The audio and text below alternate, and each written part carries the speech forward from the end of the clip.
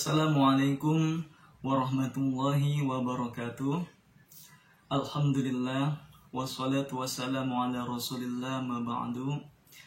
Anak-anakku yang Bapak cintai dan Bapak banggakan, berjumpa lagi dengan Bapak Azib Andriansyah dalam pembelajaran pendidikan agama Islam.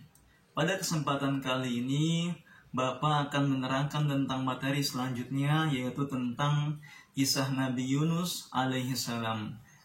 Bapak yakin di antara kalian pasti sudah mendengar ataupun membaca tentang kisahnya Nabi Yunus. Sebelum Bapak terangkan, mari kita berdoa bersama-sama.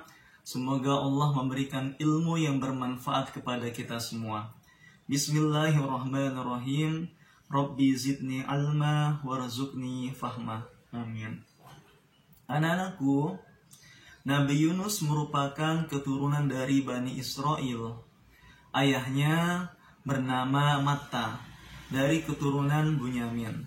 Nabi Yunus dikenal dengan sebutan Zunnun. Nabi Yunus diangkat menjadi Rasul pada usia 30 tahun. Beliau berdakwah pada kaumnya yang bernama kaum Ninawa. Jadi kaumnya ini bernama apa? Kaum Ninawa yang terletak di daerah Mosul, Irak. Nah, kemudian setelah 30 tahun berdakwah, pengikutnya Nabi Yunus ini hanya 2 orang saja. Jadi anak-anak bayangkan, setelah begitu lamanya berdakwah, menyampaikan tentang adanya Allah dan ajakan untuk meninggalkan berhala, pengikutnya ini hanya 2 orang saja, yaitu Rubil dan juga Tanuk. Namanya siapa tadi? Rubil dan Tanuk. Anak-anakku sekalian, setelah Nabi Yunus mengajak untuk menyembah kepada Allah dan meninggalkan berhala-berhala yang telah mereka sembah, akan tetapi kaum Ninawa ini tetap tidak menerima ajaran Nabi Yunus. Mereka lebih memilih menyembah berhala yang telah disembah oleh nenek moyangnya. Singkat cerita anak-anak, melihat keadaan kaumnya yang tidak mau menerima ajaran Nabi Yunus, maka Nabi Yunus pun pergi meninggalkan kaum Ninawa dalam keadaan marah. Dan kemudian berdoa agar kaum Ninawa menerima azab dari Allah.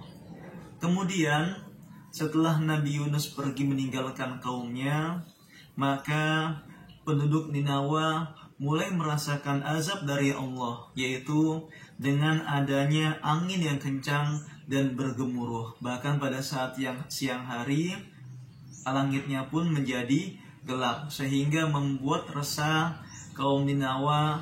Tidak hanya itu, bahkan binatang atau hewan ternak kaum Ninawa pun menjadi resah. Kemudian merasakan adanya azab dari Allah, kaum Ninawa pun akhirnya menyesal dan meminta ampunan kepada Allah Subhanahu wa Ta'ala. Dan akhirnya Allah pun mengampuni mereka. Kemudian anak-anak, setelah meninggalkan kaumnya, Nabi Yunus pun tiba di pinggir laut. Dan kemudian Nabi Yunus menumpang kapal. Akan tetapi setelah berada di tengah laut, kapal yang ditumpanginya ini diterjang oleh badai yang sangat besar, sehingga kapalnya pun terombang-ambing, sehingga hampir tenggelam. Nah, untuk meringankan kapal, maka sebagian barang yang ada di kapal itu diciburkan ke laut.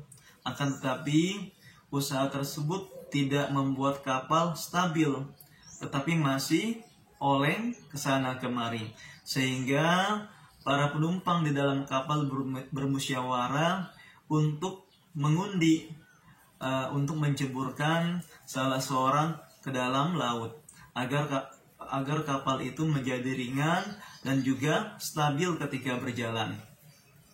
Akhirnya setelah dilakukan undian beberapa kali, maka namanya Nabi Yunus selalu jatuh selalu keluar, yaitu selalu muncul namanya Nabi Yunus.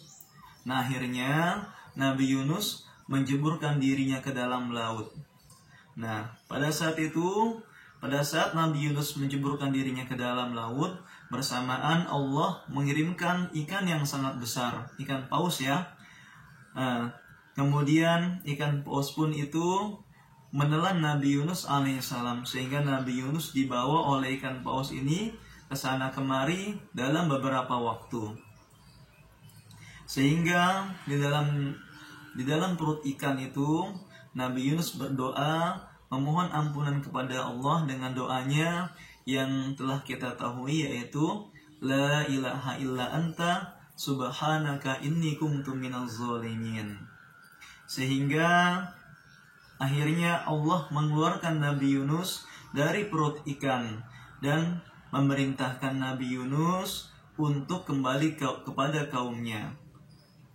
Demikian anak-anak cerita singkat tentang cerita Nabi Yunus. Sebelum Bapak akhiri, Bapak ingin kalian berlatih mengerjakan tugas sebagai berikut.